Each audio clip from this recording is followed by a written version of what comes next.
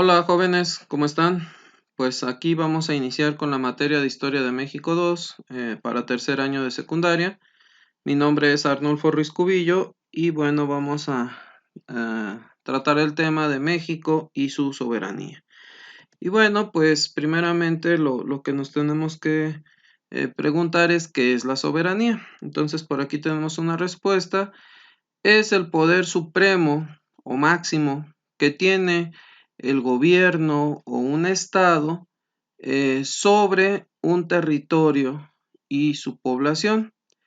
Es decir, que no puede existir un país externo que te imponga leyes o que te diga qué es lo que tienes que hacer, o incluso tampoco puede haber instituciones dentro de tu mismo territorio o personas que estén por encima del gobierno. La máxima autoridad es el gobierno. Eso es la soberanía. Entonces, ¿qué significa esto? Que bueno, pues en México, por ejemplo, en la época colonial, hubo una institución, como era el caso de la Iglesia Católica, que llegó a tener más poder que el Estado. Entonces, pues, eso no es soberanía. Entonces, soberanía es que el Estado o el gobierno está por encima de cualquier persona o institución y que ejerce el poder político sin que nadie se lo impida, ¿verdad? Bueno, eh, tomando entonces esta idea de la soberanía, de que los países no pueden recibir ayuda de otros para ejercer sus leyes, entonces se han creado 5 tipos de gobiernos o estados. Existe el primero que era la monarquía absoluta.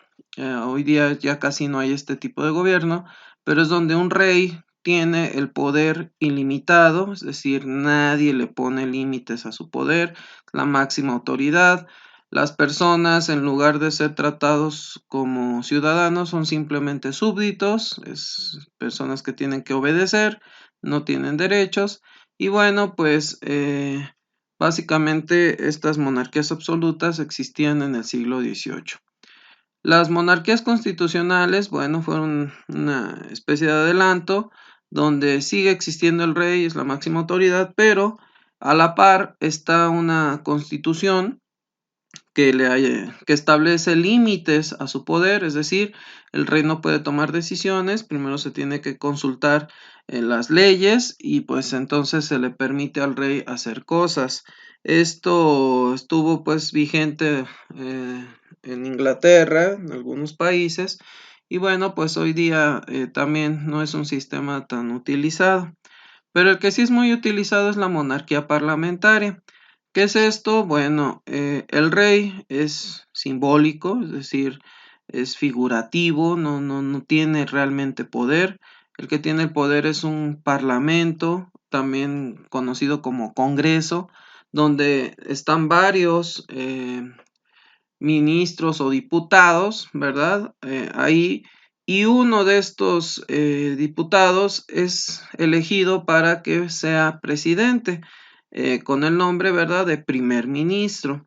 Entonces, pues tenemos los casos, por ejemplo, en Inglaterra, en España, en Canadá, donde los gobernantes son primeros ministros.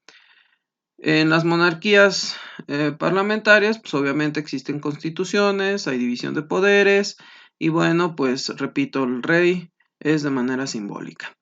Existen también gobiernos autoritarios o dictaduras, que es el nombre con el que se conocen más habitualmente. En una dictadura existe un líder que llega al poder, ya sea a través de un proceso democrático, es decir, por elecciones, y pues se perpetúa en el poder, es decir, ya no deja el gobierno, quita las elecciones, normalmente se apoya del ejército para establecer su voluntad.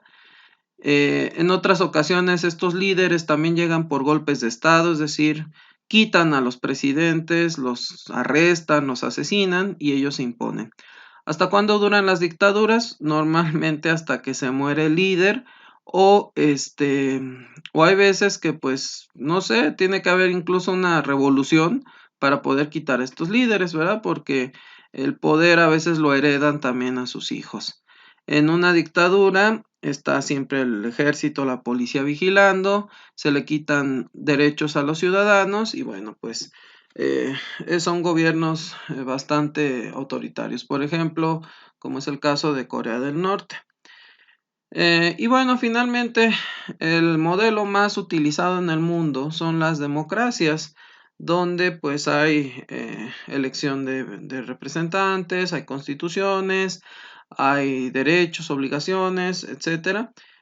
Y pues las personas son tratadas con la categoría de ciudadanos.